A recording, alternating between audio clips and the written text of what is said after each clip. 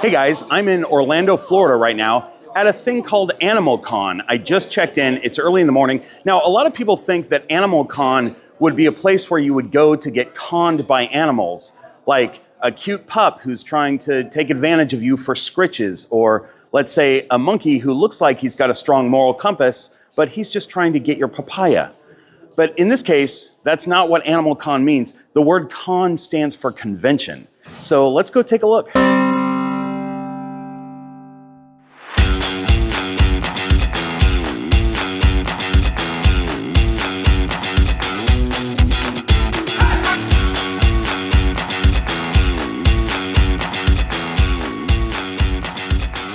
First panel of Animal Con, you guys. Look at, there we go. And Dan the Turtle Man is moderating. And we've got a full audience. There's a couple seats left for anybody who wants to come, and we've got a few seats left.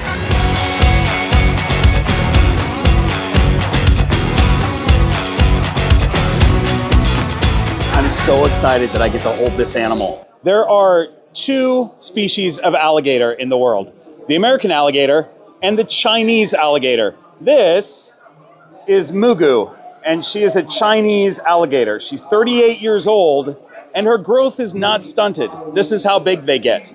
And she could live possibly another 38 years. She's just freaking delightful. But the thing about Chinese alligators, it's so loud. It's so loud, you guys. I'm just gonna wait. Do you mind if I just wait on this? I'm not even gonna edit this part out. I'm just gonna wait until, you know who that is? It's Mikey from AntsCanada talking so loud into the mic right now. Okay, now I'm gonna say my thing. You ready? So in China, it's estimated that there are under 50 of these in the wild. So there are captive breeding programs, mostly in China, but really sad that there's only 50 left. Anyway, I've fallen in love with this animal, and so I'm purchasing it. No, I'm kidding, obviously. How rare is it to have a Chinese alligator? It's extremely rare. Most people don't get to have hands-on experience with one.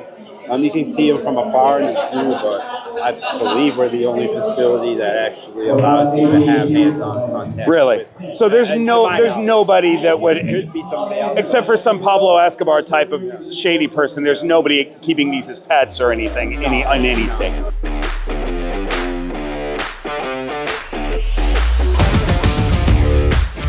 I'm with Kinsey, the black and white capuchin, and if you were to interview past Bob when I was about 4 feet tall, I would tell you that this is by far the best pet animal you could own.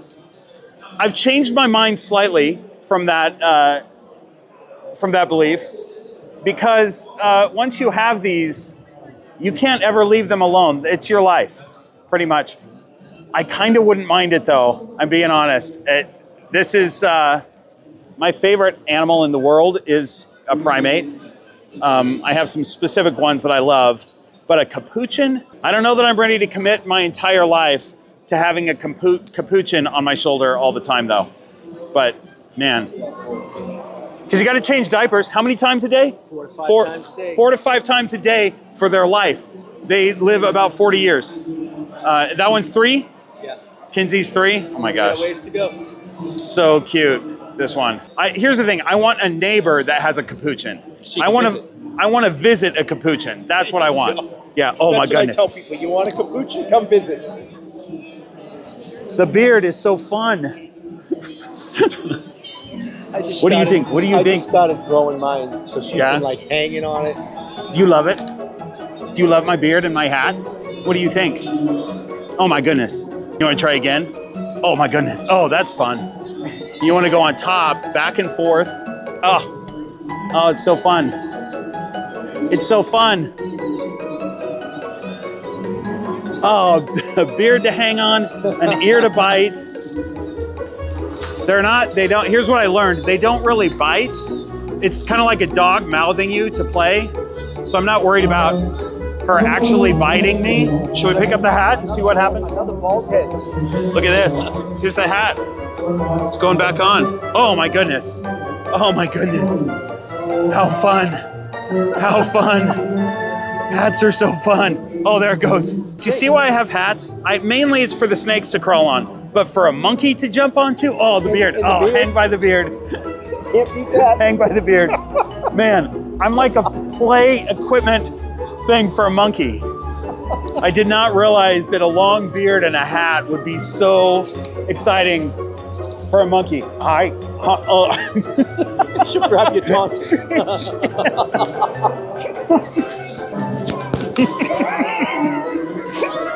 Swinging from that thing. Swings from my beard. Kinsey, oh my goodness. Oh, don't put your... I'm laughing, and so my mouth opens while I'm laughing, and then she sticks her paw right in my mouth. Is that a paw or a hand? It's a hand. She sticks her hand in my mouth. Oh, so fun. Oh, my nose, huh?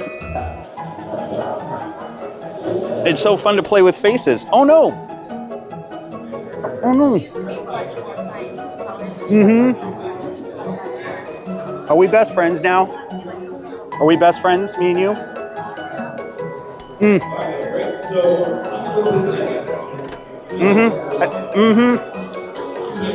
I think we're best friends now.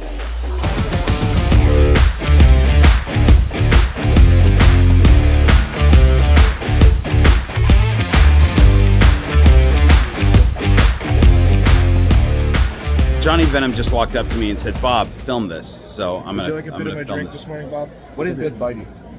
Oh, come on! Did you get that yesterday? Yeah. You went herping. What is it? It's a toe biter.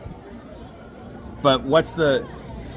I don't know the actual Latin name for it, but Because toe biter is not the Latin name. I don't it's think. like a water scorpion, but it's a toe biter. So what happens when that thing bites you? It actually has a venomous sting that is extremely painful, and it causes cramps, nausea, and vomiting.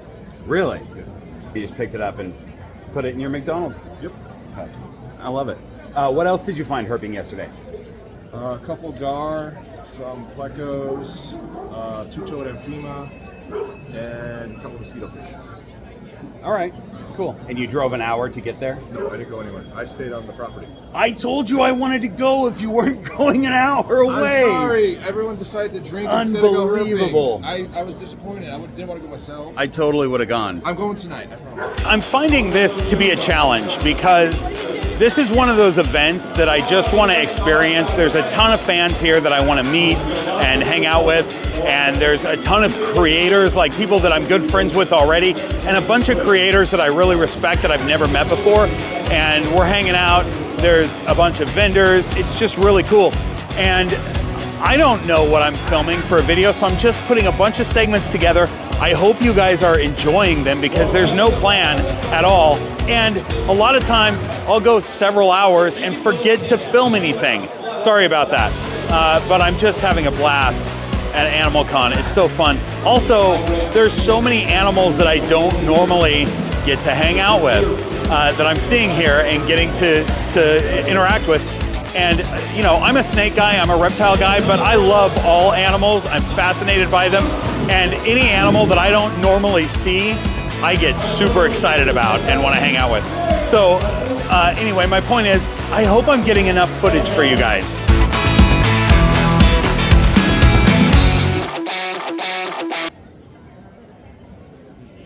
Oh, hi. I didn't see you there. I'm just here with a skunk. This is what this animal is a skunk. And I'm holding him. So, anyway. Did you want to see him up close, though? His name's Morty. How great is a skunk, you guys? Come on, I want one. I can't have him in California. But, man, they're so freaking cute, right?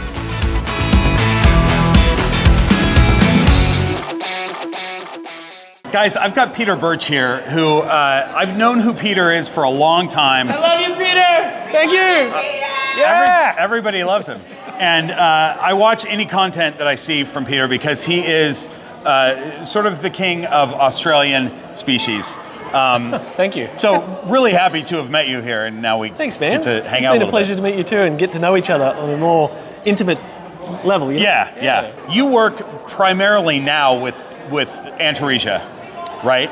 Yes, so when I say primarily with Antaresia, I probably have probably 300 adult Antaresia. Wow. But I also have Morelia, I have Liasis, I have Aspidites. You've worked with everything. I've got all that and stuff you have as well. everything. Yeah, and I still work with all. So, okay, so with, I want to talk to you about pygmy pythons. Oh, yeah. Specifically, and black-headed pythons. Okay. Yep. So, first of all, with pygmies, is there anything that you're doing feeding-wise that's different, other than small, little, tiny things, but is there anything different? Are you feeding them more often, less often? Are you giving them a larger or a smaller prey item than they would normally get? It's a great question. I always take it back to the temperatures that we're keeping them at. So obviously if we elevate or pump the temperatures up, that gets the metabolism working. Sure. Obviously small food items get metabolized or absorbed quicker than larger food items. So it all depends what you're trying to achieve. I mean, if we're going to be breeding snakes, I do maternal incubation, so that will take a toll on the female. So she'll lay her eggs, and it's about 45 to 50 days that she'll be sitting on the eggs. And you can feed them small food items, but obviously you run the risk of them defecating on the eggs, right? Sure. So we try and avoid that, so we just let them incubate the eggs. Once the eggs have hatched, I sort of give them a wash down and then start feeding the females. Obviously I start with smaller food items. Right. You've got to get that body system Yeah, you got to get it going, again. sure. And then usually what happens is I'll just feed them a regular regime throughout that period of time. And then usually about 3 months before I start cooling again, before the breeding cycle starts all over again, I sort of smash the females with food, like really heavy. Right. Because, they've had those, well, it could be anywhere to 3 to 4 months where she's had nothing to eat. Right. So does that mean that you're feeding them multiple times a week, or you're feeding them larger prey items once a week? I prefer smaller food items because, like I said before, metabolizes quicker, puts on weight quicker. Sure. If we're looking at bigger snakes that aren't really breeding, larger food items, less frequent, will maintain that body weight. Right. So that's sort of the juggle that you play. Let's talk about black-headed pythons really quick. I feed my black-headed pythons, I kind of go to the Derek Roddy school of feeding. Oh, yeah? Where he told me that he feeds his multiple times a week. So I feed mine every 4 days. Yep. And it's I figure out what I would normally feed in a feeding, like if it was every 2 weeks, let's say, and I bust it up into 4. Yep. And then I'm feeding. So it's smaller every 4 food days. items. Smaller food, so exactly. We're going back to that, putting body weight back on. Yep. Right. So I think with blackheads, it's always been a very controversial thing about feeding large food items, because we always associate large food items to be older or fattier bodied animals that we're feeding to our snakes. Right. Now, black-headed pythons, historically, especially in Australia, have always had something called fatty liver syndrome.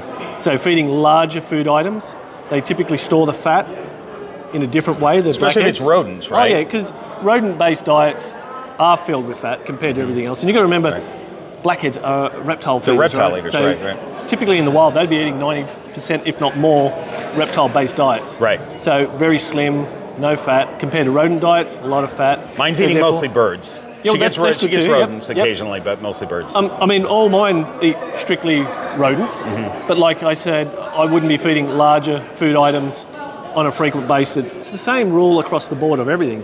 A little bit leaner, a little bit meaner, as they say, but I mean, he might be a little bit more food orientated here and there, but a little bit less means a lot slimmer. The animal's going to live a nice, long life. And I mean, I've got some snakes at home I've had for 30 plus years now.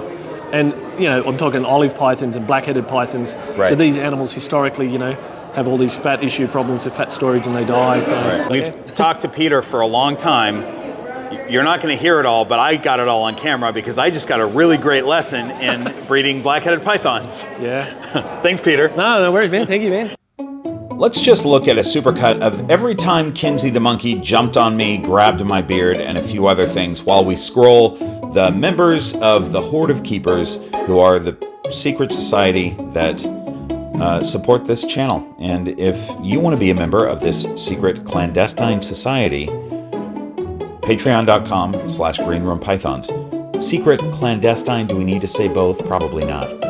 Anyway, this monkey was so happy to have a guy with a beard and a hat that she could... Look at that. She's looking at the view from under my hat. But she just wanted to play with me, jump on me the whole time. I worked with her on 2 different days. On the second day, she wasn't available because she was a little bit overstimulated, but this is the third day. At the end of things, when the crowds were gone, she was available to come out and play, and she was very happy to do so. And she figured out eventually the best way to take my hat off. She wanted to try my hat on. So many things just jumping off of me and back on. My face was sore by the end of the day, or by the end of the session of playing with her, just because she used my beard to swing on every time she jumped on me. It was super cute. Anyway, big thanks to the horde of keepers here. I really appreciate them. They're keeping the channel going. And special thanks to our channel sponsors, Black Box Cages, where you can get enclosures for your snakes, Lane Labs, where you can get frozen rodents to feed your snakes, The Royals Project, who has some awesome animals up on Morph Market, and RGI for genetics and sex testing. So guys, here's an animal that at first look, I thought, oh, that's some sort of gharial because of my lack of knowledge of crocodilians. This is actually an African slender-snouted crocodile, and it's critically endangered. It's a class 1 animal, so he's got to have his hand on it. He's got to have his hand on it at all times, one hand at least. But the deal with these is, so this is a small one. This is about a 6-year-old animal, but they have one that's 100 years older than this one that's 106, and they can prove it with import documentation, that is about 11 feet. So they're a medium-sized crocodile. We don't know how many are in the wild because they get themselves dug under the riverbanks, and they're super cryptic, so they're hard to find, really difficult to count. But there's not many of them left. And look at this face, man. Come on. Look at that face. But there's probably only a couple breeding programs in the world. The one here that the Dragonwood Conservancy does is probably the biggest captive breeding program in the world. This one was captive bred here, and they are working on conserving this species. It's pretty amazing. Check out the Dragonwood Conservancy. She's also melanistic. Oh, she's melanistic? I didn't realize this, because I've never seen one before, I don't think. They normally have more color than this, but this one's melanistic. How cool is that? That's why it's so black. I just assumed this is the way they come. But man, what a cool crocodile. Man, that face. Let's just look at that face one more time. Amazing. So cool. And I'm guessing this one is pretty well socialized. Yes. So all of these animals that they have are really socialized, but because they're bringing them out in public, they've got to tape their mouths. But the chances of them biting are pretty slim because they're working with these animals. So fun though. I love that you guys brought them out.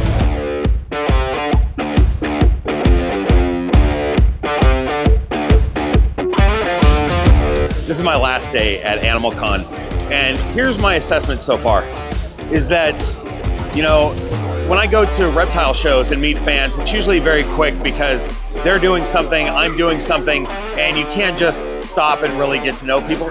And in this case, we're spending a lot more time with fans. I had some beers with fans last night. At the meet and greets, you get to stand there at a table and really chat and get to know people, which is really cool. But also, it's not just reptile creators. It's a lot of reptile creators because this was a Brian Barczyk created event. So it started with reptile creators, but there's a lot more mammal people and just different people that are into different types of animals. And living in this sort of reptile creator bubble, you don't get to meet those people normally at reptile shows and things like that. But at Animal Con, you get to meet these other people. And it's really fun to see what people are into and hang out with other animals.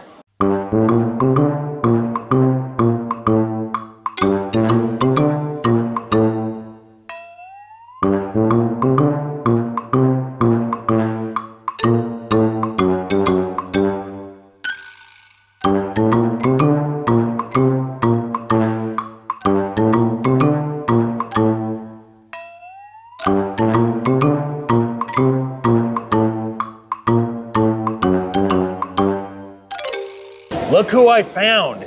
It's Kerry Molinaro. You guys maybe have seen his face pop up on his videos in your massively successful Instagrams and TikToks. But both of those are pretty big, right? YouTube and Instagram, or YouTube and TikTok are my biggest. Oh, okay. And I do some Instagram and some Facebook as well. Oh, I see. Okay, cool. Yep. So on YouTube, but it's still the shorts on YouTube. It's all the shorts, yeah. Well, They're all the shorts. Yeah, it's great, but mainly ball python breeder information, but like quick hits. Yeah, for new people. I try to do everything in shorts for people like me with short attention span. So I try to pack as much education in as I can in a short 1 minute-ish video. And it's so good, and you explain it really well. It's great. So, but tell me this: I think you started with ball pythons, breeding ball pythons, right? I did. I started with ball pythons, like so many people. One of my first snakes ever was a ball python. I was in the Marine Corps for 9 years, so I had to get rid of my snakes. When I got out, I started getting snakes again. And I was like, you know what? When I got back into it, there's all these different morphs and color and pattern combinations. And I was like, you know, I'd like to try that, you know. So I started getting some. I started breeding, and then it blew up from there. Especially once I started the TikTok and everything. And now I got into a few different species. That's what I was going to ask. You now have some other species. I do. Yep. What are you liking right now? What are you really into right now? I love the tricolor hognose snakes. I think they are super cool, super easy to keep. They don't live very long, so people that aren't into keeping a snake for 30, 40, 50 years. What are they, like 15 years? About 8. I would say around 8 really? is the average. So it's like almost like a dog, So it's like get one, you keep it for a while, especially younger kids. They don't give any problems eating. They're great eaters. Once they actually very aggressive eaters. Sometimes I have to quick drop it in there. They're coming at you. I didn't know they were that short-lived though. Yeah, that's interesting. I want to say 8 years is kind of the average for them. Some, of course, there's some give and take, a little bit of room, but usually about 8 years. And did I see that you were breeding children's pythons or spotted or something? Children's, yep. I've done children's pythons. I've done Bredli pythons. The breeding part is the fun part for me. That's what I like. I like the process of the eggs hatching. Right, and everything. So that's kind of what I mostly focus on, especially in the channel. Molinero Snake Lab.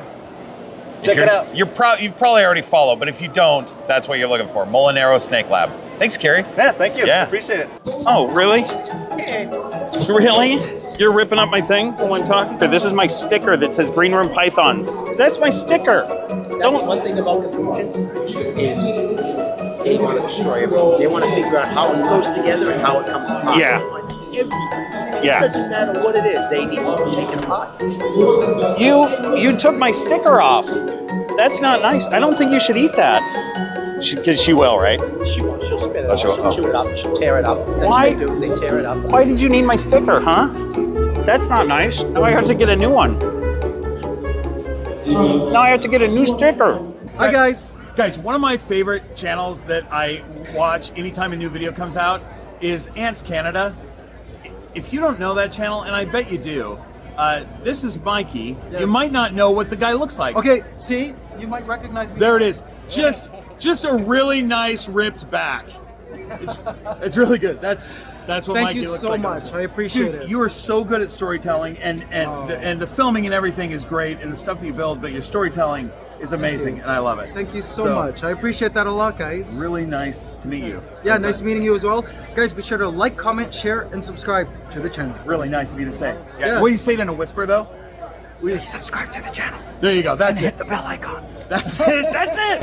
I've got another critically endangered crocodilian here. This is an Orinoco crocodile from Venezuela, or somewhere around sort of Venezuela in that southern Amazon basin area. There's only about 200 left in the wild, but there's a few breeding programs. Do you guys breed these? We will eventually. You will be. Venezuela has a good breeding program for these guys, but check them out. This is a young one. They'll get about 16 feet, between 16 and 20 for the really big ones. And check out that face shape. I love these slender mouths with the teeth. Look at those teeth. Again, this one's pretty well socialized, so if you were back at your facility, you would be holding it without the tape. I would never have tape. I'm so glad the Dragonwood Conservancy showed up here. It's really cool stuff.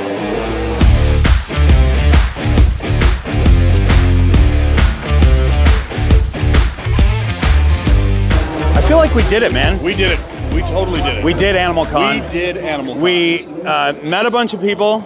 We hung out. Yes, we had did. laughs. A lot of cool people. We met a ton of fans that were awesome. Got to hang out with them. Saw a bunch cool of animals. I held a monkey.